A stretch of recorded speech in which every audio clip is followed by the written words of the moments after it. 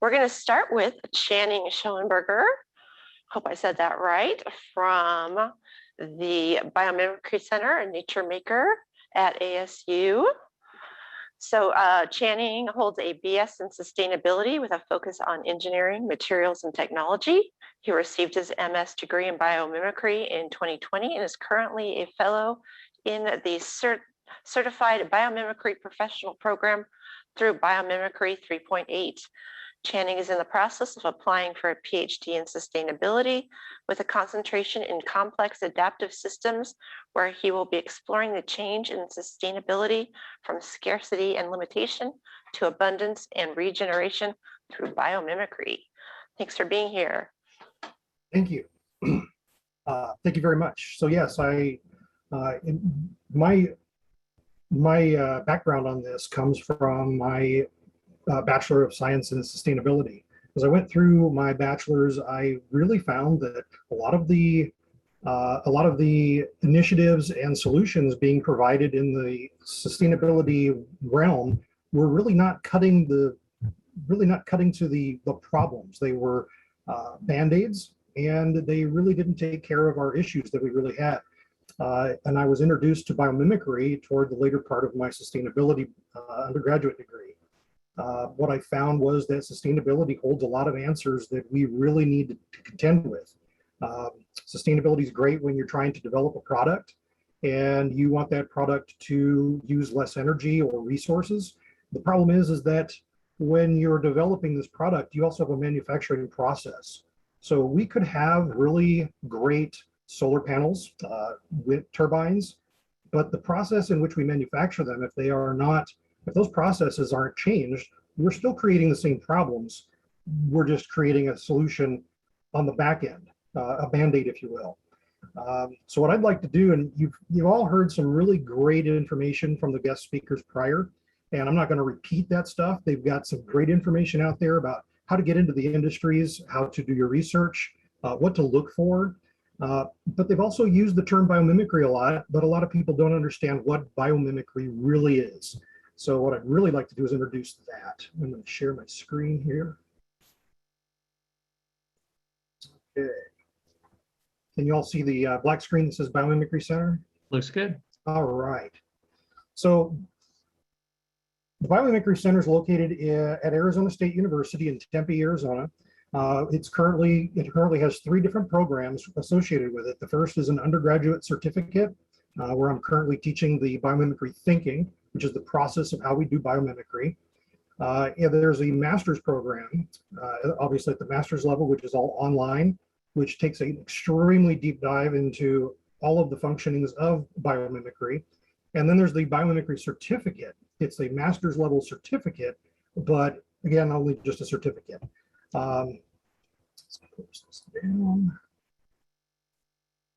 So what I'd like to do is introduce you first to 2 people. And the first this is Dana Baumeister.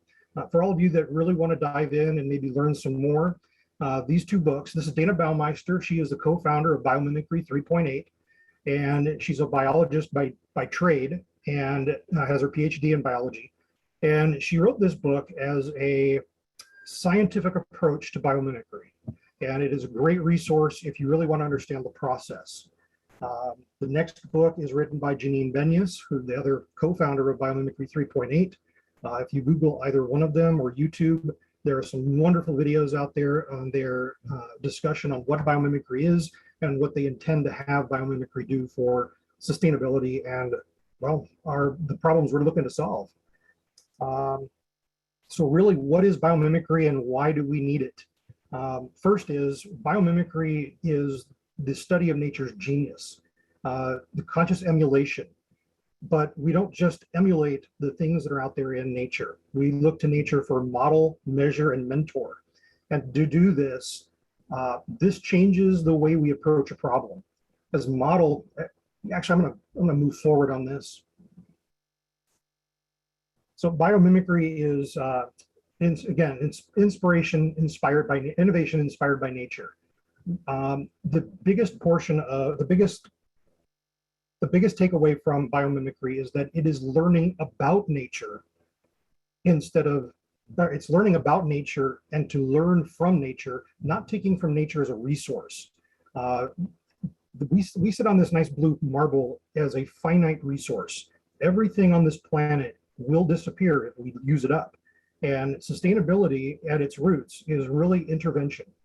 And the sustainability movement is about how do we reduce our use of materials and energy so that these will last. And biomimicry, if you think about it, looks at the organisms that have been here for 3.8 billion years, proving that they can stay within the system and not use up the resources.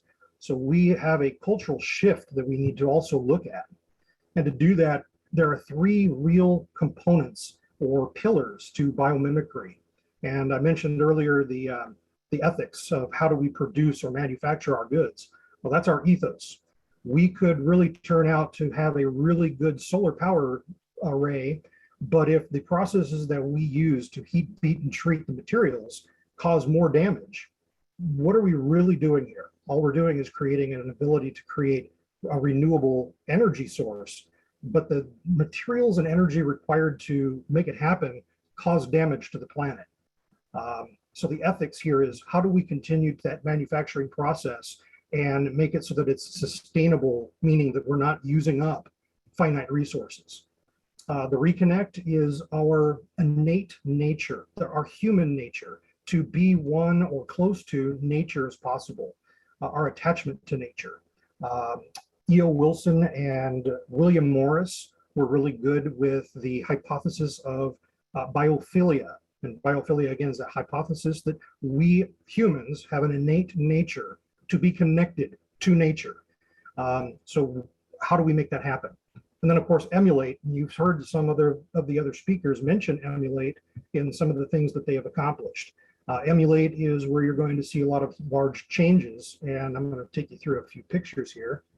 But what biomimicry really does is it changes our view of where we sit on our planet. I will grant that us humans, we are extremely intelligent beings. But are we smart enough to actually control the planet, or should we really be living within the systems that already inhabit this planet? And so this is just a perspective. Is it our ego that's speaking when we try to do our sustainability initiatives, or are we trying to blend in with the ecology and be part of nature as we go through this journey? So if you think about the other presenters here, they really came up with a lot of challenges that they've got to overcome in their engineering and their designs. And if you look at the way nature has developed over the last 3.8 billion years, they've been broken down by Biomimicry 3.8 into these 26 principles.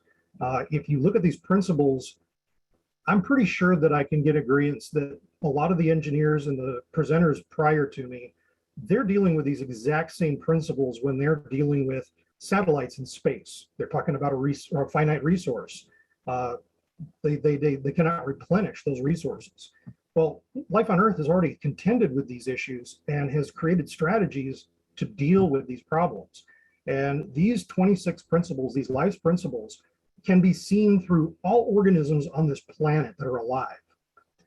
Whether they are at some gradient level, every organism uses a low energy process, a multifunctional design, recycles all materials.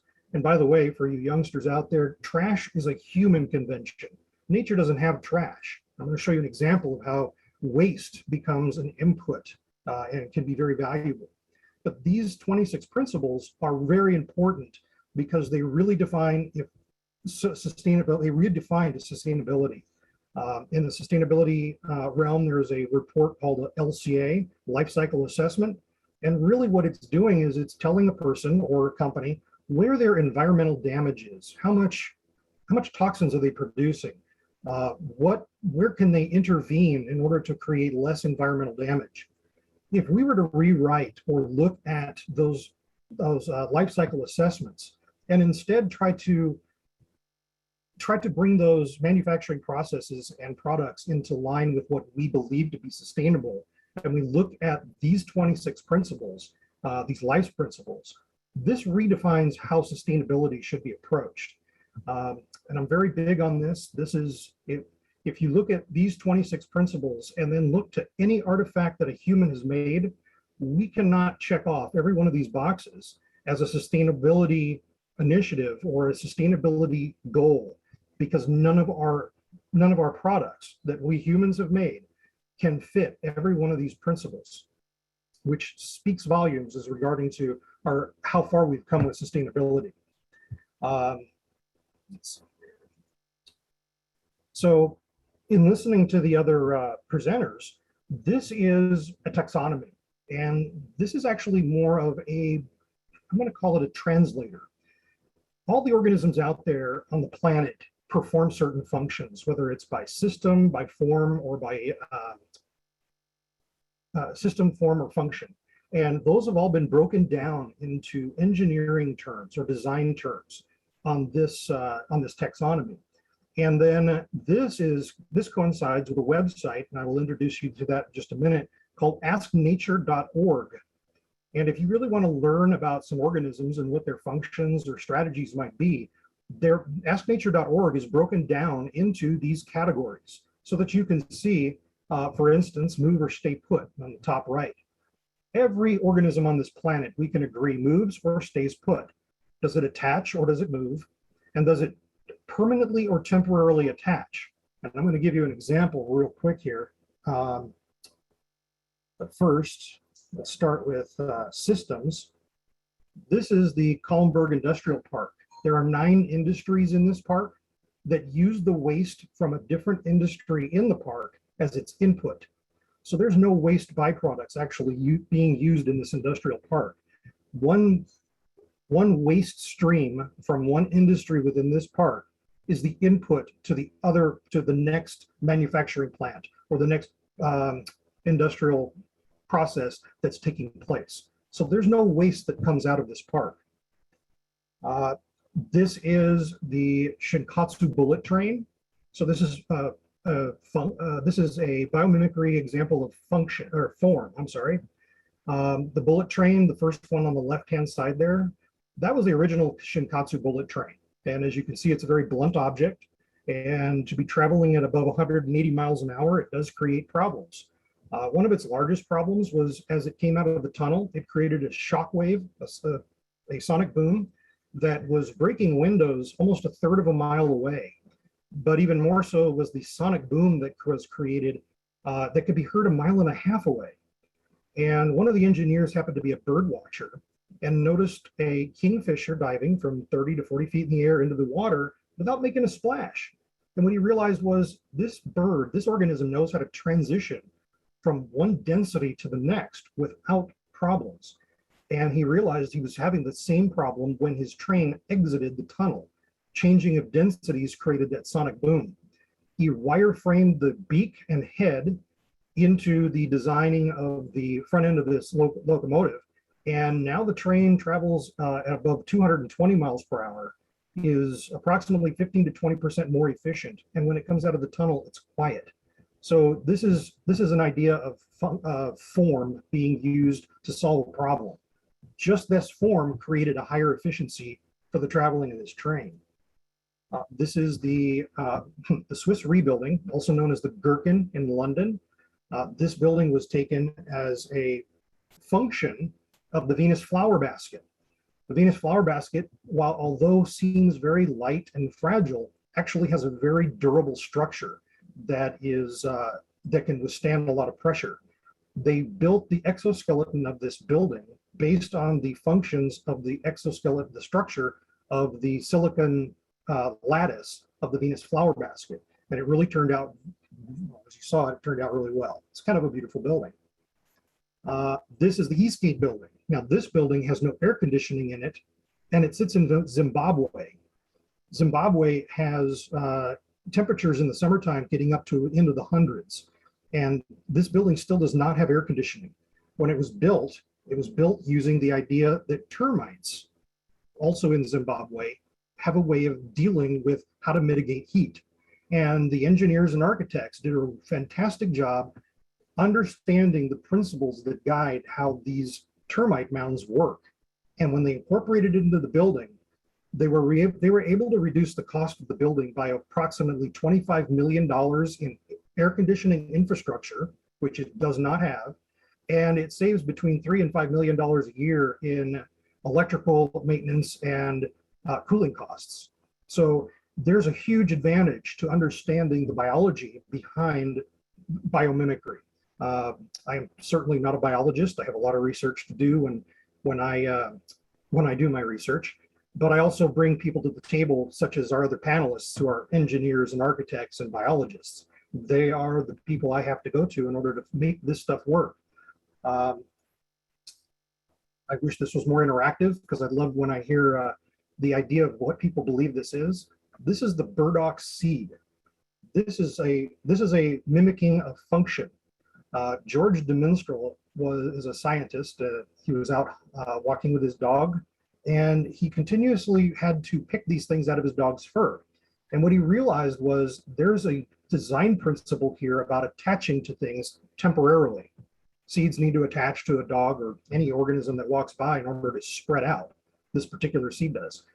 And what he realized was, as he got a little closer with these and looked at it, he found that there were hooks and loops. The hooks would loop into your clothes or into a animal's fur. And that's how it was, that's how he came to abstract the design principle for Velcro. So in 1955, we got Velcro. Biomimicry has also been used in social innovation.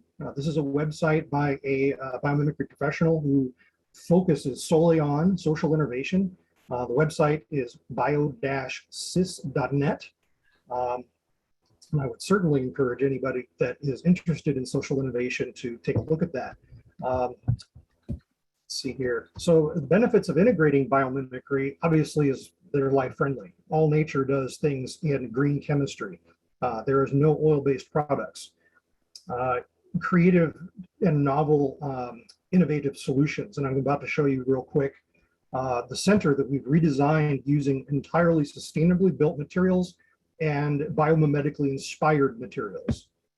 This is the old office, obviously 1970s gray and pretty dingy.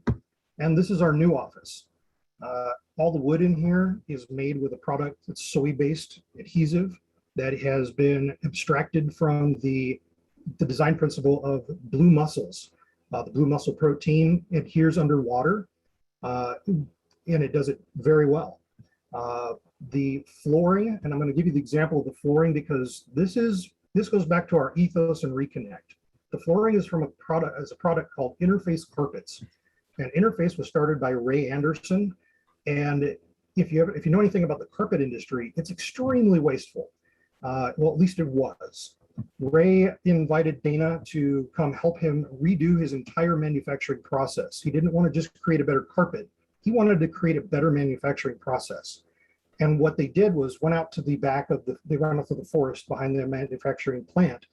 And we do what we do best. We ask, how does nature make flooring? And as the story goes, Dana picked up a lot of the debris from the ground, threw it up in the air and watched it land. And they made their observations. And what they realized was nature is chaos. Nature has no definitive pattern when it comes to flooring. And the colors are a gradient color of millions of different colors. And yet our culture, human culture, has made us create a product that has a pattern and a very specific color. And if we don't like it, we throw it out, creating waste. He changed his manufacturing process to stop using large rolls, which would eventually end up in landfill. And he started creating tiles. The tiles are 100% recycled material, and they are 100% recyclable. However, what he changed was the dye lots and the patterns. None of the dye lots and patterns are the same from day to day. They may vary from some gradient level, but there's a difference. And even if you look at this floor has a lot of tiles that are not identical. And it actually looks really well in there. Your peripheral vision does not look to see whether or not the tile on your floor has a very specific pattern and whether or not that pattern is accurate. So changing that process turned his business, this extremely wasteful process of manufacturing carpets, into a zero waste product. His manufacturing process a couple years ago went completely zero waste. And my understanding is they're in the process of retrofitting or changing their environment now that in a few years, very shortly, they will actually be a carbon sink. So they will be sequestering carbon at the same time they're producing zero